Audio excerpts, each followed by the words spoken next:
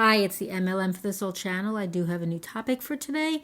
Before I begin, I just would like to say, may the words and expressions of my mouth and the thoughts and meditations of my heart find favor and acceptance before you, Hashem. So this is the continuation of the Mesillas Yesharim, which is called The Way of the Upright or the Path of the Just by the Ramchal, Rav Moshe Chaim Lutzato. This is the Yafa edition from ArtScroll, and here's what the Sefer looks like if you've never seen it. And this is part number 60, hard to believe, Baruch Hashem.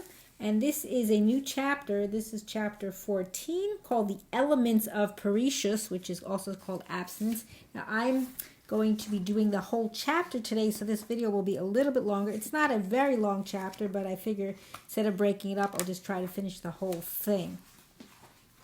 So he starts like this. There are three primary elements to Perishus. And commentary says that the Ramchal will conclude this chapter noting that there are many other applications of Perishus, but that they all fall under one of the three categories he now lists. For consider Perishus relates to several areas of life. This is continuing on. There is a place for Perishus with regard to worldly pleasures, a place for Perishus with regard to Torah laws, and a place for Perishus with regard to social conduct. So those are the three. And the commentary here says, Ramchal does not mean that one who seeks to acquire the trait of Perishus may choose regarding in which area of life, meaning worldly pursuits, Torah laws, or social interaction, he will practice Perishus. For Perishus is a trait, as a trait means that one engages the world around him with restraint, imposing upon himself higher standards than those adopted by the rest of the population. Perishus is a way of life that applies to all three elements. So he's saying you can't pick and choose which one. It's like all three and they all apply. Okay, he continues on. Ramchal proceeds to explain each of these three applications of Perishus, starting with Perishus from worldly pleasures. Excuse me. Perishus with respect to worldly pleasures is that which we mentioned in the previous chapter. That is not to partake of worldly things other than what essential needs require. One's essential needs require. And the commentary here says, as indicated in the previous chapter, it's at notes 28 through 42, quote, essential needs in this regard is not an objective term, but depends on each individual's particular needs. A person who strives for Perishus must first determine through an honest reckoning what is necessary for him to maintain a good sense of being and what is not necessary for him. So basically he's saying it's what is absolutely necessary for you. And he continues on, this aspect of Perishus encompasses everything that is a source of pleasure to any of the senses, including fine food, intimate relations, elegant clothing, strolls, and other leisure activities, engaging in casual conversation and anything similar. So that's what he's saying, that's what it's talking about. And the commentary here says, in the previous chapter, Ramchal explained that these pleasurable activities, while inherently permissible, can all potentially lead to sin. Perishus therefore advocates restraint from pursuing these pleasures beyond what is essential for one's well-being. So that's the ones I just mentioned. And he continues, one who practices Perishus does not indulge in unnecessary pleasurable activity except on days when enjoyment of such activities is a mitzvah, i.e. Shabbos and Yom Tov, meaning those things are permissible, in the sense they're always permissible, but the enjoyment is really more so for those times. And the commentary here says, since enjoyment of physical pleasures on Shabbat and Yom Tov is a mitzvah, see the Rambam Hilchos Shabbos 30 and Hilchos Yom Tov 6:16. Perishus at this time would be inappropriate. And also says see Rabbi Cheskel Charna Yunim, and see the inside below in chapter 26, note 28, which eventually we'll get to. I'll get to BeEzrat Hashem. So meaning on Shabbos and Yom Tov, he's saying those times you don't abstain from these pleasures, meaning it's because it's a mitzvah. Okay, and he continues on. Now the Ramchal explains how Perishus can be applied to Torah laws. Perishus with respect to Torah laws means to always act stringently in their regard. For example, it means to comply with even a lone authority's more stringent opinion in a disputed matter if his reasoning is sound, even though the halacha does not follow his opinion. And the commentary here says, generally when a halacha question arises and a consensus develops on one side of the debate, the halacha would follow that opinion, even if it is more lenient. However, if the minority opinion's stringency has merit, a parush, meaning a practicer of Perishus, acts stringently and complies with that view, meaning he should go on that side, more stringent side. And he continues, needless to say, only as long as his stringency does not somehow result in a leniency. That's important to note. And the commentary here says, for example, applying the stringency may prevent him, for practical reasons, from fulfilling a different, more basic obligation, be it toward Hashem or toward the people around him. So you have to be careful with that. And additional commentary, excuse me, Stringency in one area may result in laxity in another, even when there is no direct practical conflict. See Rav E. Dessler, Michtav Me'Eliyahu, Volume 3, page 294. Notes that human nature is such that when a person attaches excessive importance to one thing, he is likely to undervalue something else. Accordingly, the Yetzer Hara will persuade a person to strive for perfection in secondary matters so as to distract him from more important ones and ensnare him in those areas. To follow such a path can be likened to appearing before a king in a handsome new tie, but clothed in a soiled, tattered suit. Rav Shlomo Zalman Auerbach uncharacteristically rebuked a young man who preferred not to rely on the Erev in Yerushalayim, and therefore his elderly father, who relied on the Erev, had to carry a heavy package. Rav Auerbach said that not using the Erev is a personal stringency, but kiruv of is a Torah commandment. So you see how he's making that differentiation between being stringent and being lenient, meaning this young person should have relied on the Erev. Instead, he made his father carry the package, which is the Erev is not as important as the kibbud of aim is, as far as it's a Torah obligation. Okay, so now he continues on. Although Perishus regarding Torah laws means to act stringently, in doubtful cases, even in a situation where one must in fact be lenient. And the commentary here says this refers to a case where some doubt arose about the permissibility of a certain item or course of action, even if it is determined that the uncertainty involved is not sufficient grounds for a stringent ruling and the item or act is halachically permissible, a parish will opt to avoid it. So he's, again, being more strict. Now the Ramchal continues and he cites a Talmudic source for this application of Perishus, meaning this one about the Torah laws. So our sages of blessed memory in Chulin 37b have in fact explained to us in this matter the statement of the prophet Yecheskel from Yecheskel 4:14. Behold, my soul has not become unclean, nor has loathsome meat ever come into my mouth. Commentary here says Hashem had commanded the prophet Yecheskel that as a symbol of a coming famine, he undertake a diet of multigrain cake baked over a fire fueled by a human waste. Protesting that he had always been scrupulous with the food he ate, Yecheskel argued before Hashem that he was not deserving of this hardship. And he continues on. By this, Yecheskel meant to say, I did not eat the meat of an animal regarding which a halachic question had arisen, even though a sage had subsequently ruled to permit it. Nor have I eaten the meat of an animal about which people would exclaim, slaughter, slaughter quickly, i.e. an animal that was slaughtered when it was close to dying. The commentary here says, once an animal dies without having been ritually slaughtered, it is considered an velah, which is an unslaughtered carcass, and is forbidden for consumption. People will therefore hurry to slaughter an animal that is near death. So he's saying he didn't eat that either. And then he continues on, Ramchal, now all of this, i.e. the foods that Yecheskel refrained from eating, is certainly permitted by law. But Yecheskel imposed a stringency upon himself due to his practice of Perishus. So now you can understand about that stringency. And the commentary here says, in both of these examples, there was no halachic requirement to act stringently. In the first case, any doubt about the meat's kashrus was put to rest by the sage's decision that it was permissible. Yecheskel chose to abstain from it merely because its permissibility had once been questioned. In the second case, there was no doubt about the animal's kosher status, since it was definitely slaughtered while it was still alive. Nonetheless, since even a short delay would have disqualified the slaughter, Yecheskel viewed its meat as having come too close to the boundary between the permitted and forbidden. It is important to note that Yecheskel's motive in either case has nothing to do with the first aspect of Perishus, which calls for limiting the amount of physical pleasure one derives from the world. He clearly had no qualms about eating meat on those occasions, either because it was being served at the Shabbat meals or because he considered it essential to his well-being. Even so, he avoided the meat of these particular animals because of the brush that they had had with becoming non-kosher.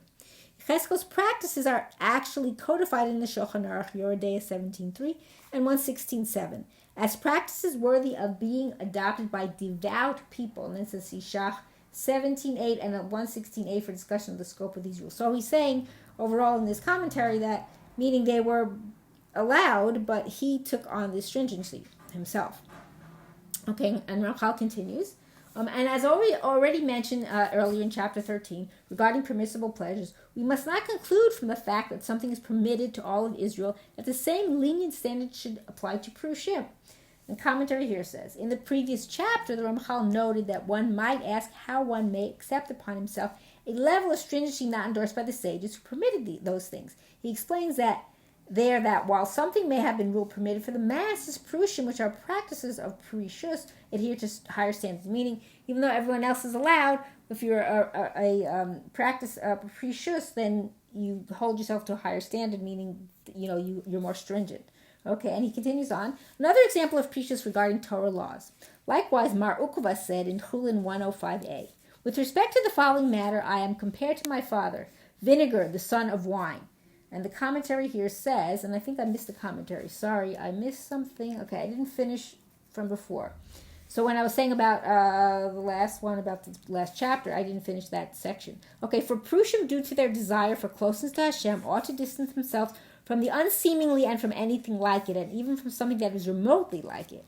And there the commentary here says, literally from something that resembles that which resembles the unseemingly. That might sound confusing, but I'll explain in a second. Then it says, Sibra Midbar Rabbah 10.8 and Rashi Pesachim 26b, meaning those that are Prushim, they stay away from things that unseemingly, that they could be and they could be, meaning it's too close to call, so they'd rather just stay away from it as being stricter. Okay, now the other new example, another example from regarding the Torah laws for Perishus. So Mar Ukva in Chulin 105a says, with respect to the following matter, I am compared to my father, vinegar, the son of wine.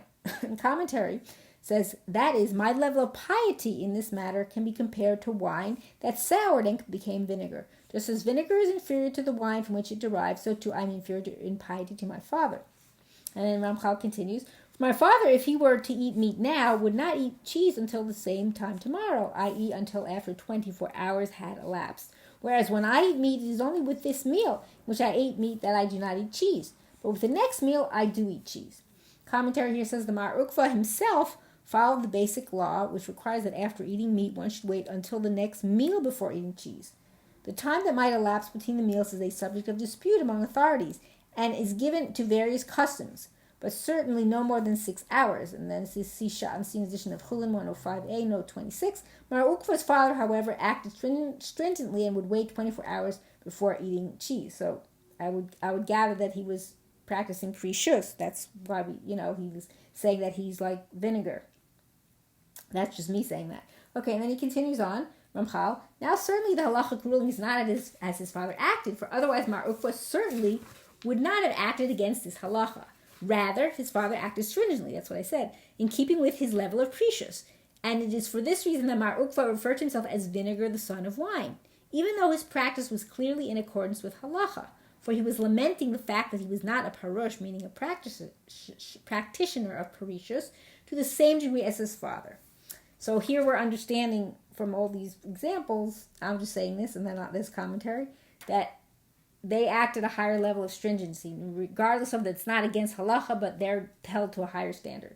Okay, commentary here says, the humble self-description raises an obvious question. If Mar Ukva so admired his father's high standards, why did he not simply adopt them for himself? That's a good question, right? There is almost a unanimous consensus among the masters of both Mussar and Hasidus, each in his own style, that one may not adopt practices of Perishus or Hasidus unless it reflects his inner piety. Only someone who genuinely fears the possibility of sin inherent in a given activity may abstain from it in the spirit of Perishus. So I'm just going to explain. So that's very good. So meaning, if you're not at that level, that piousness, then you don't do that. You're not going to be able to do that. You have to be at that level, is what he's saying. And then the commentary continues, otherwise it is meaningless and futile, perhaps even in the realm of the, quote, bad Perishus that Ramchal warned about in the previous chapter. Mar Ukva assessed his spiritual level as not justifying the Perishus practices of his father, and it is this itself that he lamented. Then says, see Rabbi Cheskel Sarna, Yunim, Hegyonim Mussar, Volume 2, page 62, citing Rabbi Shel Salanter, and Meichla de Asvasa, I don't never heard that, page 18b, citing Baal Shem Tov, Arvei Nachal Ekev, okay, on and on. I'm not going to read all the sources, but there's a lot of sources for that. And then finishing the commentary, see also the end of the next chapter where Ramchal writes that one must advance slowly and methodically in acquiring the trait of Perishus, and must not skip any steps in his eagerness to reach the heights of spiritual achievement. So that's an important thing too. There's an order to it. So, don't jump the gun. Stay with the program, and because you're not going to be able to do it properly if you don't do it the right way. And I'm just adding that. Okay, now he continues on. Ramchal now discusses Perishus with regard to social interaction. That's the third one that he mentioned earlier. Perishus regarding social conduct consists of secluding and separating oneself from broader society. Commentary here says seclusion, quote, means to physically seclude oneself, avoiding unnecessary social interaction. Quote, separating oneself from society may refer to not being interested in worldly affairs, even while secluded, so as to focus on spiritual matters. Meaning, even when you're by yourself, you shouldn't be, looking into those things about what's going on in the world. And he continues on, and then he says, in order to clear one's mind of worldly matters and direct it towards the service of Hashem, that's why, secludes himself, and towards the proper contemplation of this service. Commentary. Thus, aside from preventing interpersonal offenses and other sins, minimizing social activity has a positive purpose. It frees one's time and mind to concentrate on more exalted pursuits, meaning when you're not spending time on all the, I'd say, quote, nonsense of this world, you're focusing on what's important. And then the additional commentary says, a young Torah scholar asked Rabbi Shlomo Zalman Auerbach how he should deal with the social obligations and invitations that interfere with his learning. The Rav answered, if I had attended every social affair when I was your age, you would not be coming to me with your questions. So that's a great answer, meaning if he secluded himself enough that he wouldn't be the one he's asking the questions of if he wasn't doing that. So he's saying that that's why you're coming to me for the answer. And now Ramchal continues. It is important, however, to strike the proper balance. In this area, too, Perishus is laudable, provided that one does not lean to the other extreme and become completely isolated from society. For the sages of blessed memory had already said in Kesubos 17:8, a person's mind should always be integrated with society. Commentary. According to Rashi, this means that one should be attuned to people's needs and wants. Clearly, the implication is that one should engage in social interaction. And he continues, and they said similarly in Brachos 63b, when the verse states in Yirmiyahu 50:36, there will be a sword against the Badim, and they shall be fools. It means there will be a sword against the enemies of those Torah scholars. Commentary. Quote, enemies is a euphemism that refers to the scholars themselves. Thus, the verse condemns scholars who disassociate themselves from others. As is common in the writings of the sages, when they speak of punishment, they do not refer directly to Israel, Torah scholars, and the like. They use the euphemism that, quote, the enemies of.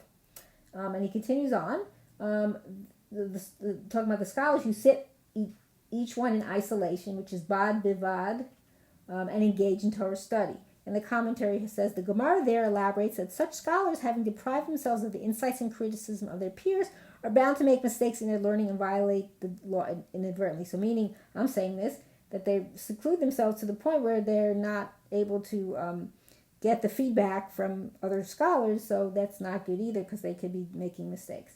Now he continues, these two sources demonstrate that a person may not live a life of total isolation. Rather, each one who seeks Perishus should associate with good people.